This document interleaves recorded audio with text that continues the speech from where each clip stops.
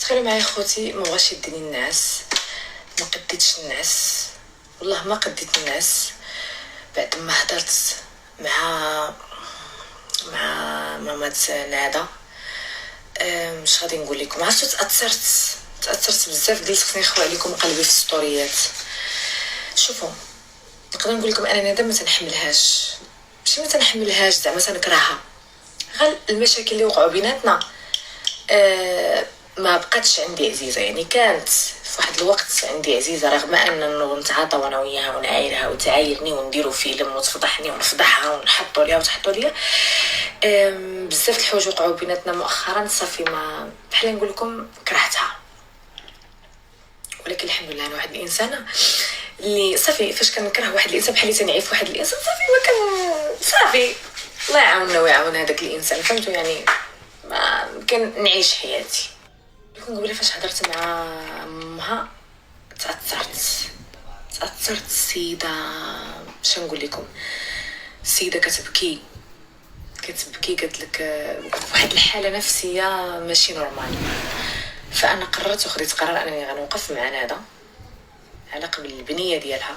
اوكي، كيف ما كان الحال تكون بيني وبينها مشاكل، غنخليو هذوك المشاكل على جنب، وابتداء من هذا النهار هذا انا غادي نوقف معاها، غادي نتعاون معاها يا معنويا يا ماديا.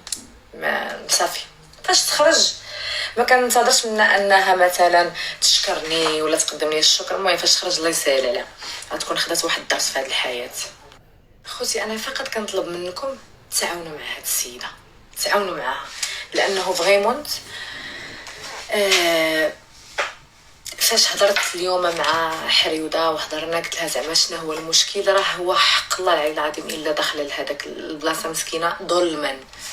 انا العدو ديالي يكون عدويا، يعني عدو ديال اللدود، ويكون مظلوم، سمحوا لي غنوقف معاه. ما نقدرش انا هكا، انا الله ينعل دين مو هذا القلب هذا اللي ديما مطيحني في الدل. انا هكا الشيء العدو ديالي يكون عدويا اللدود، والنهار نشوفه مظلوم غادا نوقف معاه. فلهذا خوتي عافاكم وقفوا مع هاد السيده، عندها بنيه، السيده حامله، ما دارت والو، كان عندها مشاكل وصداع مع صاحبها يعني القديم اللي هو بابات البنت. فحشومه والله فحشومه. كنتمنى من السلطات انهم يراجعوا هذا الشيء. هي غلطات، كانت دايره شكايه بهذاك السيد ومن بعد طلعت معاه في اللايف، اوكي، ولكن راه حشومه نبعدوا ام على بنتها. واش حنا في المغرب ما فيناش الرحمه؟ راه حنا معروف علينا المغاربه ناس الكرم، ومعروف علينا الناس ديال القلب الكبير. طبعا ما تنقولش لكم ان نكونوا ظريفين وان بنادم يعلى على القانون فوق كل شيء. يعني اي واحد القانون كيطبق عليه كيف ما بغى يكون خص القانون يطبق عليه. ولكن اخوتي اللي بغيت الرساله اللي بغيت نوجهها انا، هاد السيده ما دايره حتى شي حاجه اللي غتستاهل ان القانون يطبق عليها الحبس. راه حشومه، السيده حامله، عندها بنيه. اخوتي شكون غادي يكون بديك البنيه؟ شكون غادي يكون بديك البنيه الصغيره؟ اشنو ذنبها؟ عرفت شنو هي؟ عرفتو اقسم بالله انا خرجت غير نتمشى وصاحبتي امل راه دابا كاينه معايا، خليتها مع لونا. دابا خرجت حاشاكم هبطت الزبل ومشيت كنتمشى. صونت لي قالت لي ساره واش تمشيتي بعيد؟ قلت لها لا انا كندور في الحومه باش نهبط شويه، حيت قلت واحد البيتزا بغيت نهبط شويه. قالت لي عافاك اجي راه لونا فاقت. عرفتو خوتي جيت ودخلت عندها البيت لقيتها ناعسه كتبكي. قلت لها مالك؟ قالت لي ماما علاش مشيتي وخليتيني؟ قلت لها انا ما خليتكش بنتي، مشيت غير لحد الزبل وجيت. عساك واحد البنيه صغيره خوتي، هذيك دينا مسكينه صغيره، تلقاوها دابا تتقلب على ماماها، تتسول على ماماها. راه قبيله كنهضر مع حريده وهي كتقول لها ماما فين يا ماما.